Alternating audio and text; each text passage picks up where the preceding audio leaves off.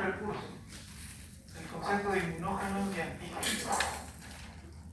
Lo digo porque en el siguiente curso ustedes van a usar bastante estos términos inmunógenos y antígenos.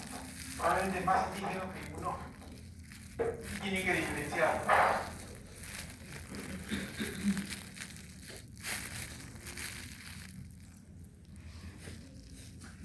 Ustedes observan ahí la forma como se obtiene la vacuna contra la hepatitis B. Tienen el genoma del virus de hepatitis B, este genoma ha sido secuenciado y se ha reconocido el gen que codifica para la proteína que constituye la vacuna. Entonces ustedes observan ahí un segmento celeste. Este segmento celeste contiene el gen para el antígeno de superficie del virus de hepatitis B. Este gen es clonado en un vector de expresión, en este caso es un plásmido, y ese plásmido que ya se generó, ustedes observan en la parte central, es inoculado o es introducido en una levadura.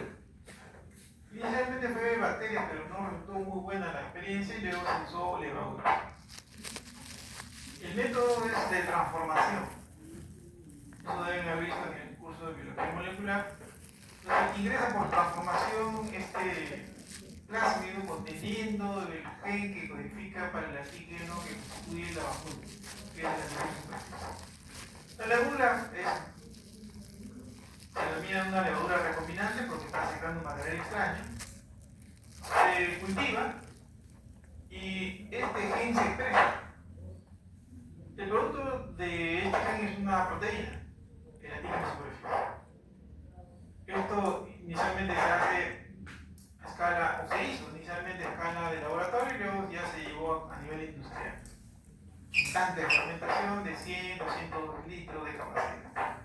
Entonces se produce una gran cantidad de proteína y esa proteína se separa de la levadura y de todas las otras proteínas que están en el medio del cultivo. Y esa proteína es la que se purifica y es la que se empaca. Ahí tenemos nosotros un frasco de penicilina conteniendo esta proteína del virus de hepatitis B, que es la que ustedes se han colocado, no sé si una, dos o las 3 dosis que necesitamos nosotros para estar protegidos.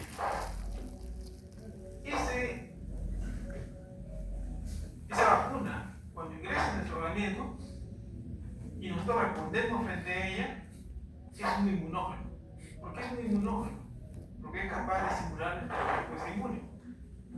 Y así ocurre con la mayoría de nosotros, que hemos recibido la vacuna y hemos producido una respuesta contra este antígeno y ya estamos protegidos. O si nosotros tomamos contacto con el virus, los anticuerpos que se han generado van a neutralizar el virus y no nos vamos a enfermar. Nos infectamos, pero los anticuerpos los neutralizan y luego los macrófagos se encargan de eliminar al virus. Entonces, este es un ejemplo práctico del concepto de inmunógeno, aquella molécula capaz de simular la respuesta inmunitaria. ¿Cuál es la utilidad? De que la hepatitis se puede prevenir. Si yo recibo las 3 dosis, yo puedo estar protegido. Lo pongo en condicional porque, como veremos en el transcurso de la sesión, algunas personas no responden o no responden adecuadamente. Pero la gran mayoría que recibe este inmunógeno hace una respuesta y está prevenido y está protegido. Por lo tanto, esa es la importancia que tiene el inmunógeno. Este inmunógeno a su vez es un antígeno. Y ya veremos por qué decimos eso. Porque un inmunógeno también es un antígeno. ¿Y por qué un antígeno no siempre es un inmunógeno? Parece un juego de palabras, pero no es así. Y para eso es que nosotros tenemos que lograr que ustedes al término de la sesión puedan comparar y diferenciar un antígeno de un inmunógeno. Y por supuesto, explicar las propiedades de los antígenos y la clasificación de los antígenos. Aquí está el contenido de la sesión, aparentemente es muy corto, aunque el desarrollo puede ser un poquito más largo de lo que aparenta. Definir antígeno, definir inmunógeno, establecer cuáles son las propiedades de los antígenos y finalmente clasificar a los antígenos. Vayamos entonces a mirar la imagen. ¿Qué observamos en la imagen de la izquierda? Un individuo, un humano y un agente infeccioso.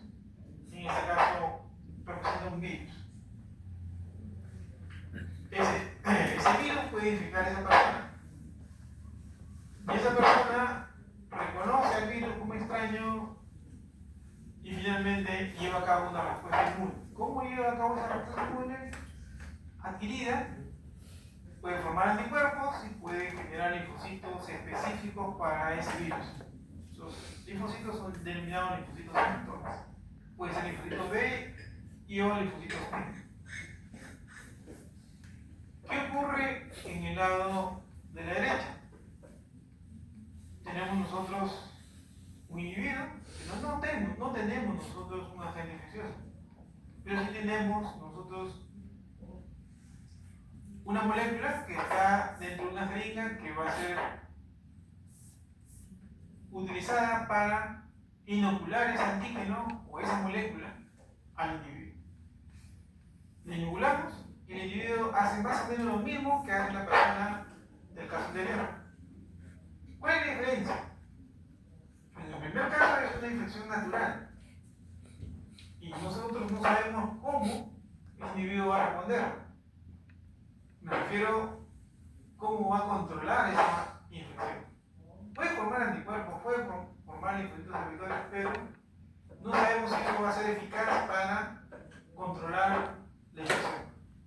En el segundo caso, inoculamos una molécula que ha sido diseñada, que ha sido estudiada para inocular a las personas, preparar a esas personas su sistema inmune, de tal forma que cuando ingrese el virus que aparece en el lado izquierdo, esa persona sea capaz de responder adecuadamente.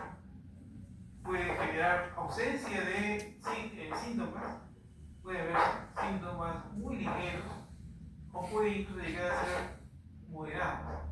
Pero lo más probable es que el individuo se haya seguido la pauta de vacunación, ha sido adecuadamente vacunado, la vacuna está en buen estado, esa persona está protegida.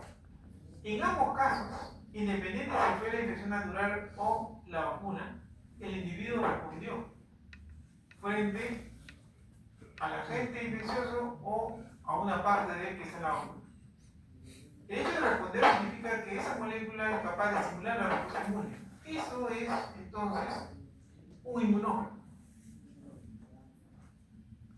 El inmunógeno es, en el ejemplo, el virus o la molécula. Para efectos de la persona es un material extraño.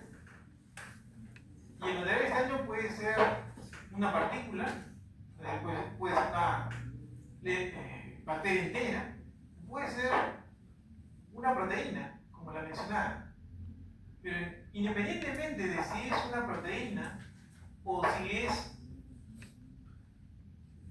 una partícula, lo que va a generar es una respuesta inmune.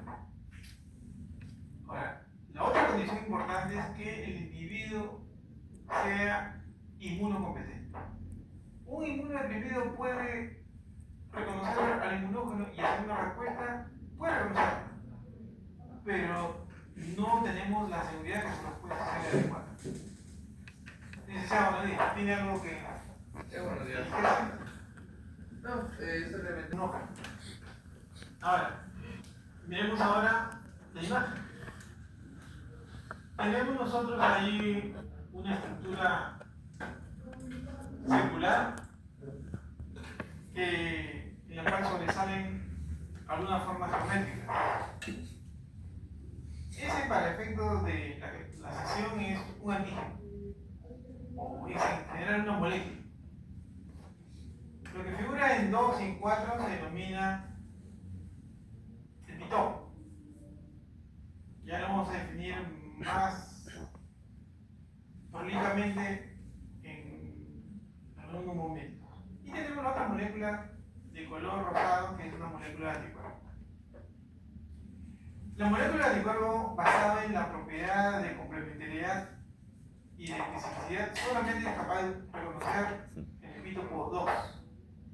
Ustedes observan que ese anticuerpo es complementario a la estructura en 2.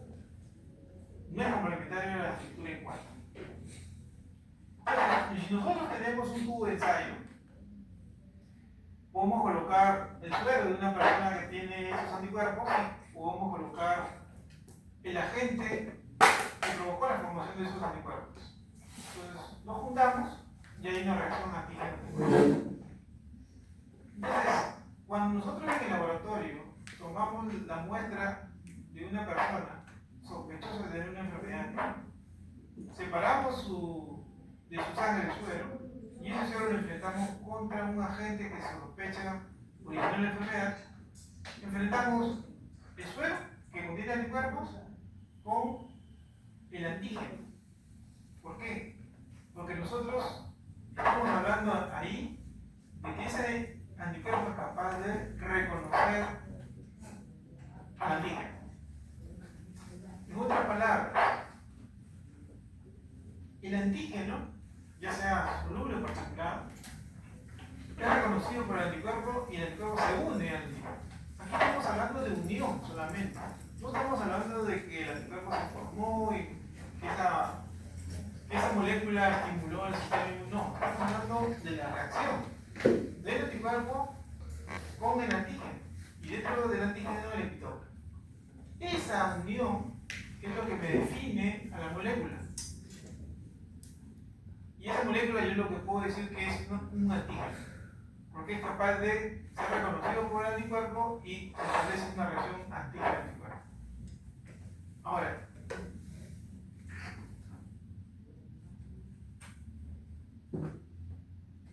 ese antígeno, esa molécula que ustedes observan ahí de amarillo, también puede ser reconocida por receptores de las células T y de las células B.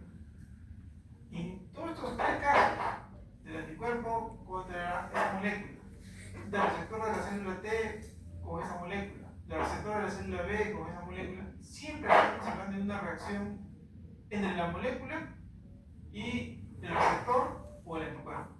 Solamente estamos hablando de la interacción, no estamos hablando de la capacidad de generar una respuesta. Por lo tanto, bajo ese concepto, esta molécula se considera que es un antígeno. No estamos hablando en ningún momento de que genera una reacción.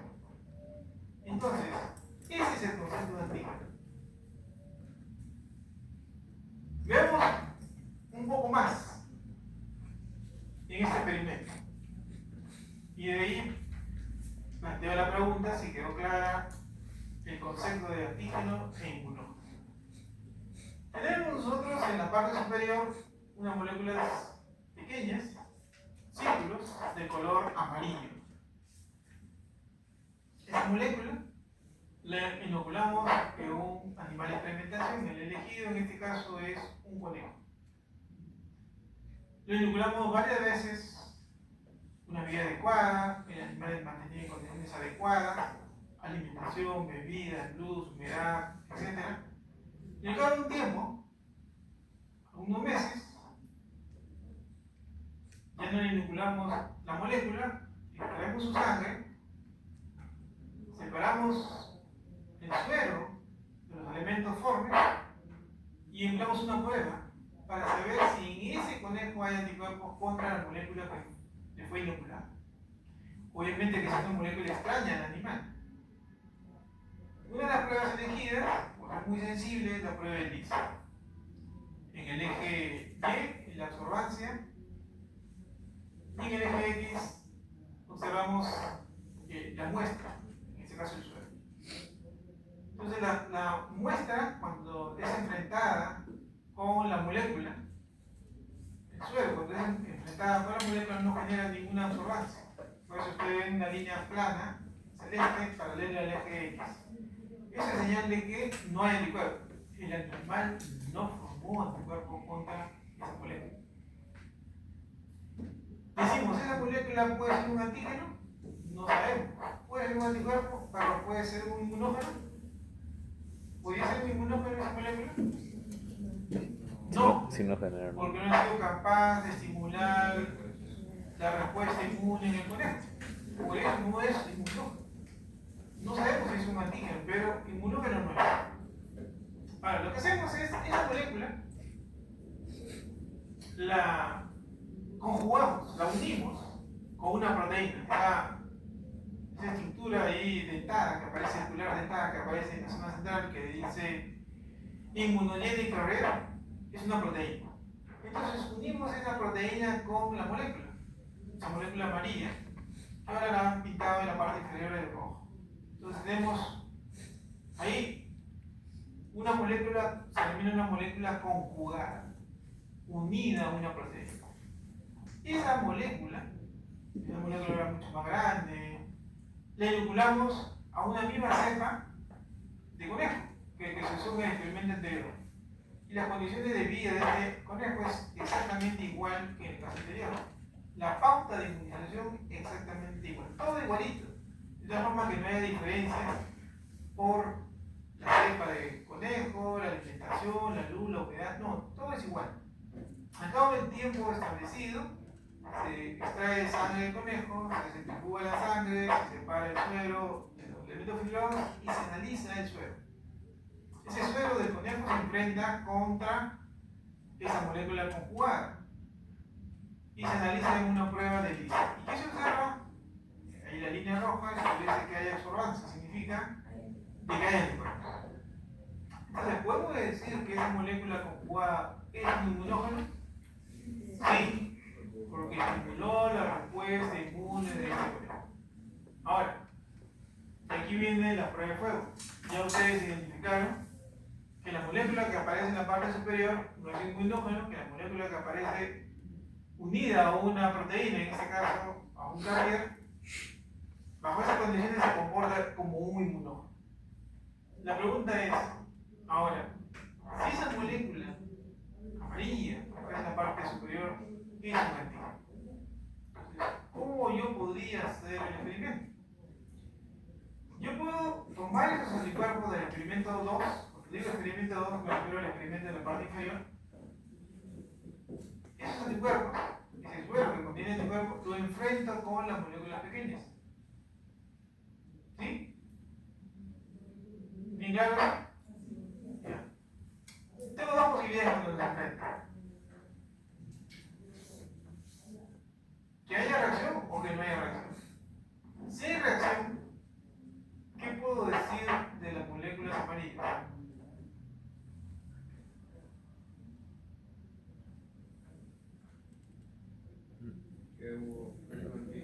Que es un antígeno. ¿Por qué? Porque hubo una reacción entre los anticuerpos y las moléculas amarillas. Es un antígeno. Pero definitivamente, por lo explicado, no es un inmunógeno. Ahora, pregunto, ¿el inmunógeno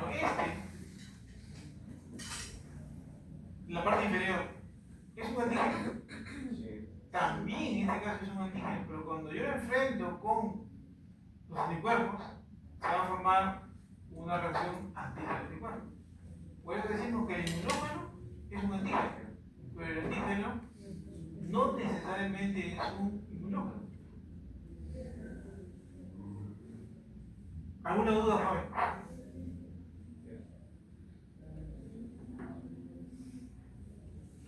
¿No? Bueno. La experiencia que van a tener ustedes en el laboratorio va a ser la experiencia con antígenos. Que puede ser inmunógeno, sí, pero esencialmente ustedes van a hablar de antígenos. ¿Por qué? Ustedes todo el tiempo van a recibir muestras de suero. En ese suero se sospecha hay anticuerpos. Y cuando viene la orden es para hacer un tipo de prueba. Puede venir, por ejemplo, que el paciente tiene sospecha de fiebre tifoidea. Todavía usamos aquí en Perú una prueba llamada la prueba de Vidal. Entonces, ¿qué van a hacer ustedes en el laboratorio? Van a separar el suero y el suero lo van a enfrentar contra el agente que el médico piensa está infectando al paciente. ¿Cuál es esa molécula? ¿Cuál es el agente que sospecha? Una bacteria. Ustedes van a enfrentar ese suero con la bacteria. En este caso es una partícula. Y ustedes observan si hay reacción antígeno-anticuerpo. ¿Cómo lo van a evidenciar? Si hay o no aglutinación. Y además van a introducir un concepto llamado titer. Pero nos quedamos nosotros con el concepto de si hay reacción antígeno-anticuerpo. Si hay reacción antígeno-anticuerpo, entonces estamos hablando de que esa bacteria es un antígeno.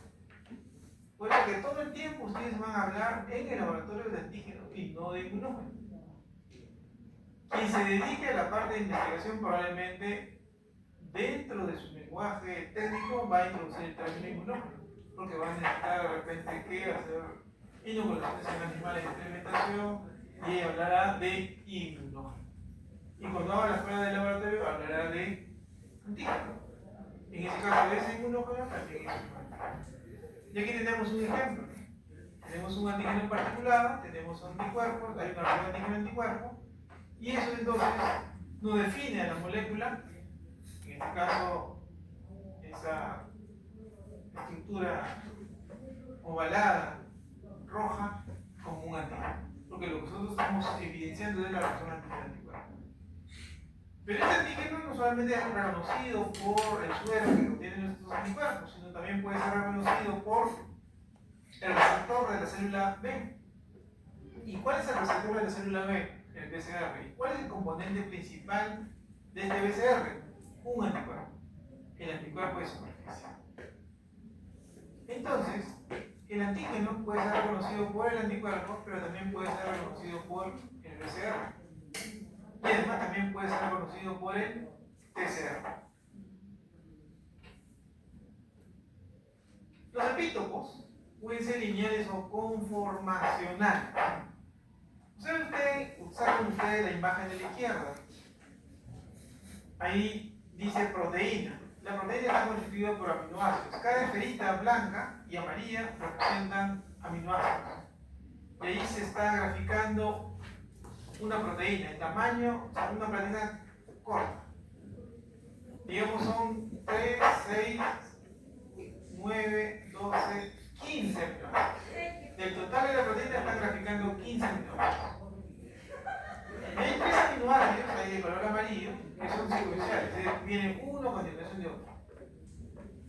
Cuando enfrentan esa proteína con ese anticuerpo, el anticuerpo no reconoce la totalidad de la proteína, sino reconoce algunos pocos aminoácidos. En el ejemplo, 3 aminoácidos.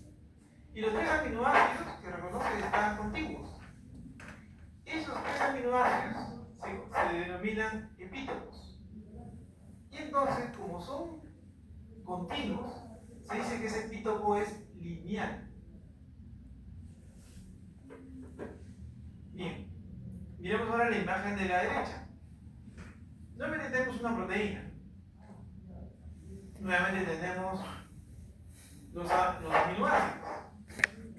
Y tenemos que esta proteína, al momento de plegarse, acerca de los aminoácidos que están distantes. El aminoácido 5 y el aminoácido 11 se acercan conformacionalmente. Cuando enfrentan ustedes esa proteína plegada y que acerca el aminoácido 5 y el 11, el anticuerpo lo que va a reconocer es ese epítopo que está conformado por, en el ejemplo, 2 aminoácidos, el 5 y el 11. Como estos 2 aminoácidos están separados, si nosotros extendemos la proteína a su conformación lineal, a su conformación primaria,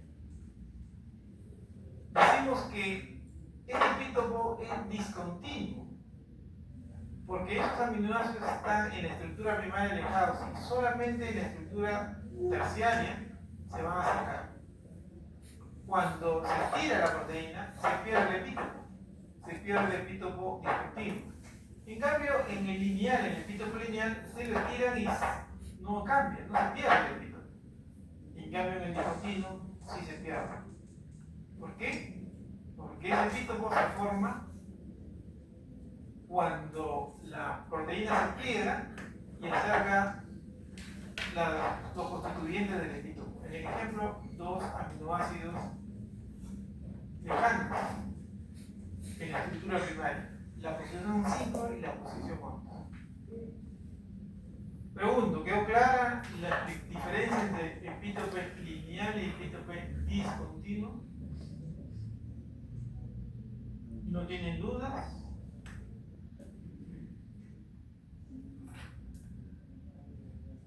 El silencio otorga, imaginaré que eso es un sí. A ver, los epítopos los que quizás comentó el... los epítopos son,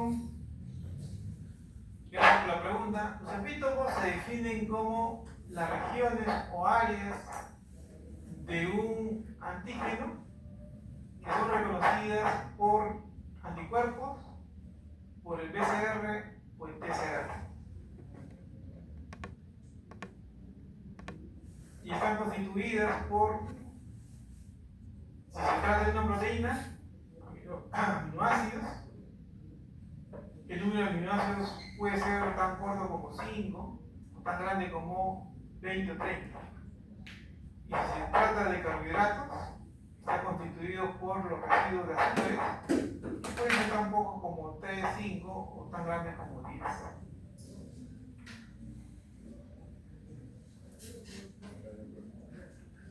Bien. Seguimos entonces. La imagen de la izquierda, ustedes usaron una molécula de anticuerpo o antígeno, el antígeno expresa el epítopo en su superficie y el anticuerpo en la región de inicio de la molécula, ahí asignada con la letra FAB, tiene un sitio para unirse a ese epítopo. Y esa unión es específica como hemos visto anteriormente. En la imagen del centro, ustedes observan una estructura roja que tiene en su superficie formas geométricas diferentes. Esas formas geométricas diferentes se están representando los epítopos. En este caso son 4 epítopos, formas geométricas diferentes, colores diferentes.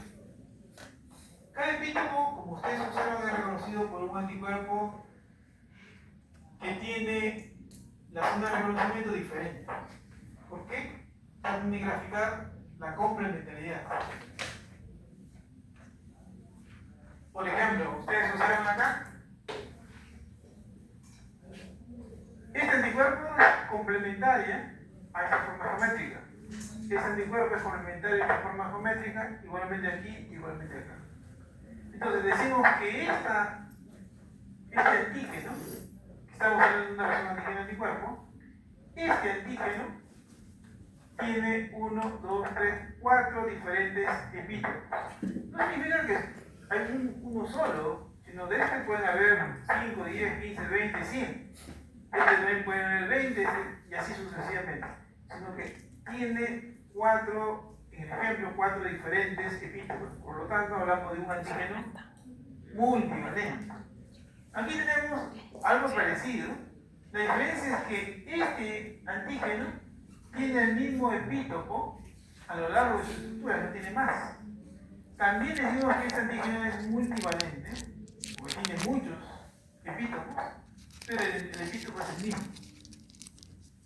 Pueden darse entonces cualquiera de estas dos situaciones en un antígeno. Multivalencia, un único epítopo que se repite muchas veces, o diferentes epítopos que se repiten muchas veces.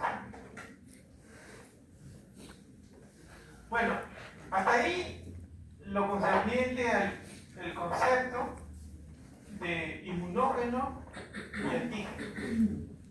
¿Alguna pregunta, joven? Ya terminamos esta parte.